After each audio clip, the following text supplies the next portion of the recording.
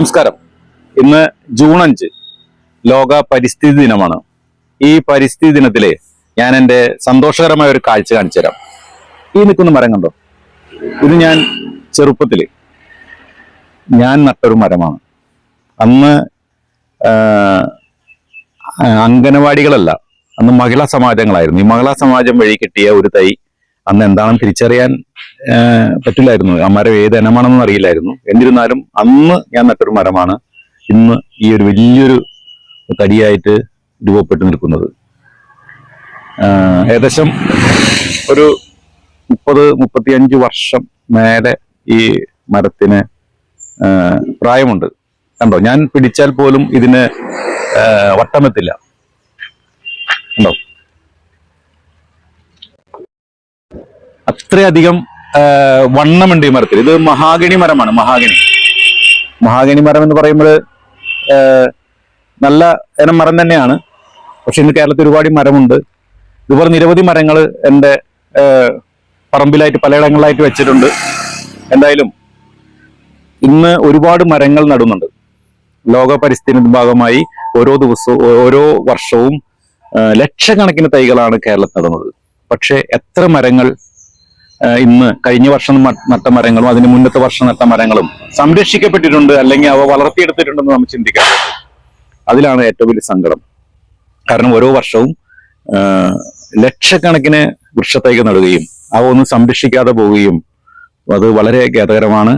നടുക എന്ന ഒരു ലക്ഷ്യം മാത്രം വെച്ചുകൊണ്ട് ഈ പരിസ്ഥിതി ദിനത്തെ നമ്മൾ കൊണ്ടുപോകും. മരം നടുക എന്നല്ല, 100 മരങ്ങൾ നടുന്നവരല്ല, നടുന്ന ഓരോ മരവും സംരക്ഷിക്കപ്പെടുന്നതാണ്. ആയിരക്കണക്കിന് മരങ്ങളൊന്നും നടണ്ട. കേരളത്തിൽ 3.5 കോടി ജനമേ ഉള്ളൂ. അതുകൊണ്ട് ഒരാൾ 1-2 മരം നട്ടാൽ ആ മരത്തെ സംരക്ഷിക്കുക, അത് വളരാനുള്ള സാഹചര്യം ഒരുക്കി കൊടുക്കുക, അത് വളരുവാനുള്ള സാഹചര്യം ഉള്ളിടത്ത് നടുക. ഇതെല്ലാമാണ് നമ്മൾ ചെയ്യേണ്ടത്. അല്ലാതെ ആരെയോ ബോധിപ്പിക്കാനോ ഒരു പടമെടുക്കുവാനോ വേണ്ടിയല്ല നമ്മൾ മരങ്ങൾ നടേണ്ടത്. അങ്ങനെ ഈ ദിനത്തിലെങ്കിലും നമ്മൾ അത്തരത്തിൽ മരങ്ങൾ നടുവാനും അതുപോലെ തന്നെ ആ മരം സംരക്ഷിക്കുവാനും നമുക്ക് എല്ലാവർക്കും സാധിക്കട്ടെ എന്ന് ഞാൻ ആശംസിക്കുന്നു. ഞാൻ എൻ്റെ പറമ്പും ആ പറമ്പിലെ ഫലവൃക്ഷാദികളും ഈ ജൂൺ 5 എന്ന ഈ ഏറ്റവും സുന്ദരമായ ദിനത്തിൽ, ഈ പ്രകൃതിയെ ഏറ്റവും കൂടുതൽ സ്നേഹിക്കേണ്ട ഒരു ദിനം എന്ന രീതിയിൽ തന്നെ ഈ ജൂൺ 5-ാം തീയതി ഞാൻ കാണിച്ചു തരാം. നിങ്ങളിത് കാണണം. ഞാൻ താമസിക്കുന്ന പറമ്പ്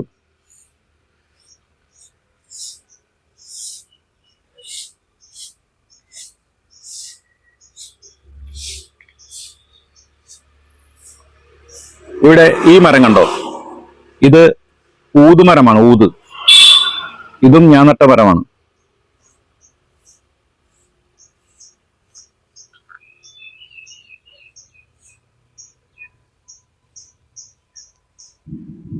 അതിന്റെ താഴെ ഉണ്ടായിരുന്ന ഇലകളെല്ലാം മുറിച്ചു കളഞ്ഞു. കാരണം ഗേറ്റിന്റെ അടുത്ത് തന്നെ നിൽക്കുന്നത് ഒരു തടസ്സമുണ്ടായതുകൊണ്ട് എല്ലാം മുറിച്ചു കളഞ്ഞു. ഇത് ഊതുമരമാണ്.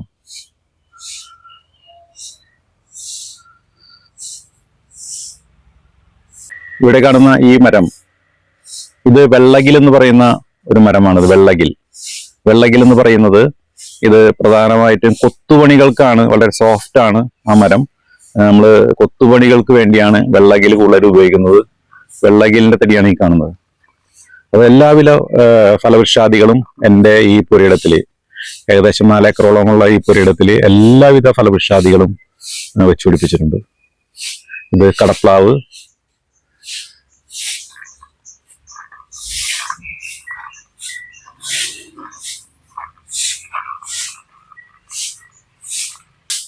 അവിടെ വലിയ തേക്ക് മരങ്ങൾ നിൽക്കുന്നുണ്ട്. അതുപോലെ തന്നെ മാവ്, പ്ലാവ് തുടങ്ങി നമുക്ക് നമ്മുടെ നാട്ടിലുള്ള എല്ലാവിധ ഫലവൃക്ഷാദികളുമുള്ള ഒരു പുരയിടമാണിത്.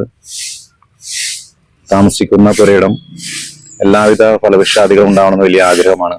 ഇവിടെ നിൽക്കുന്നത് ആ കാണുന്നത് ആഫ്രിക്കൻ പിസ്തയാണ്. ആഫ്രിക്കൻ പിസ്ത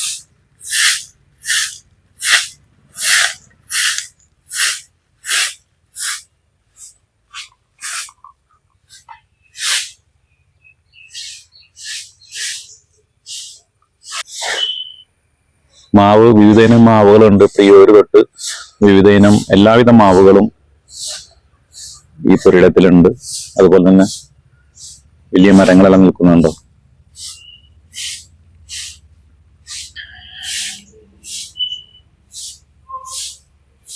മാംഗോസ്റ്റീൻ, റംബൂട്ടാൻ, സപ്പോട്ട,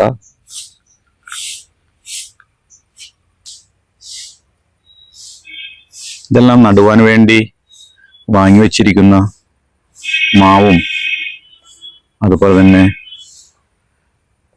ആത്തച്ചക്കട തൈയെല്ലാണ്.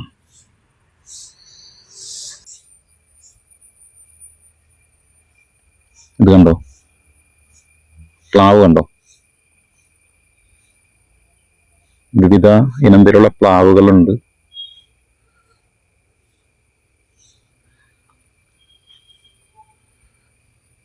ഒരു തേക്ക് മരം കണ്ടോ, വളരെ ഉയരത്തിൽ. എല്ലാ വർഷവും ഇതിന്റെ ശിഖരങ്ങളെല്ലാം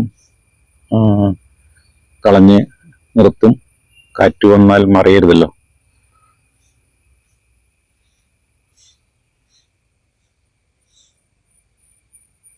ആനമുളയുണ്ട്, ആനമുള. ഇതെല്ലാം ഇത് പീച്ചിയിൽ നിന്ന് കൊണ്ടുവച്ച തൈകളാണ്.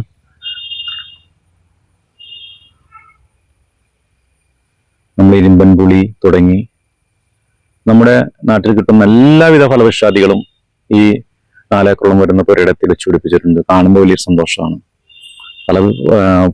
പല ഫലവൃക്ഷങ്ങളും ഫലങ്ങളുണ്ടാകുമ്പോൾ വിൽക്കുകയല്ല, മറ്റുള്ളവർ കൊടുക്കുകയാണ് ചെയ്യുന്നത്.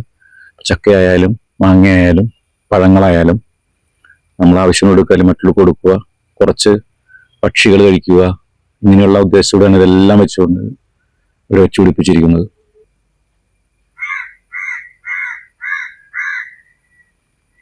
കൂടുതലും ജാതി മരങ്ങളാണ്, ജാതിയാണ് കൂടുതൽ കൃഷി ചെയ്തതിനോട്. പിന്നെ അടയ്ക്കാ മരങ്ങളുണ്ട്.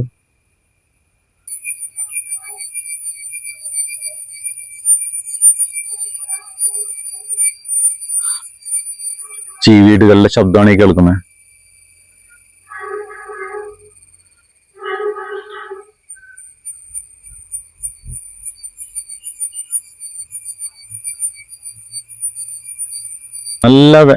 നല്ല വേനലിൽ പോലും ഇതിൻ്റെ ഉള്ളിൽ വന്നാൽ നല്ല കുളിർമയായിരിക്കും.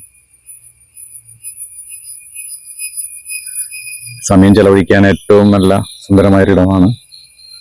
നല്ല കുളിർമയായിരിക്കും, തണുപ്പാണ് വേനൽക്കാലത്ത് പോലും. കാരണം നിറയെ മരങ്ങളും ജാതിയും എല്ലാം നിറഞ്ഞിരിക്കുന്ന സ്ഥലമാണത്. ഈ ജൂൺ 5-ന് നിങ്ങളിത് കാണിക്കുന്നതിൽ എനിക്ക് വളരെയധികം സന്തോഷമുണ്ട്. എൻ്റെ വീടും പരിസരവും അതുപോലെ ആ കുളത്തിന്റെ സൈഡിലൂടെ കാണുന്നത് തോട്ടിമുളയാണ്. തോട്ടിമുള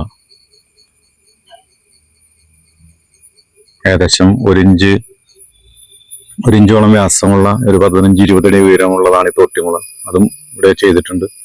ഇതൊരു കുളമാണ്, പക്ഷെ നനയ്ക്കുന്നതെല്ലാം ബോർവെൽ ഉപയോഗിച്ചിട്ടാണ്. എന്തായാലും ഞാൻ അവസാനിപ്പിക്കുകയാണ്, സമയം കുറച്ച് വൈകി. നല്ല ചീവീടിന്റെ ശബ്ദം കേട്ടോ.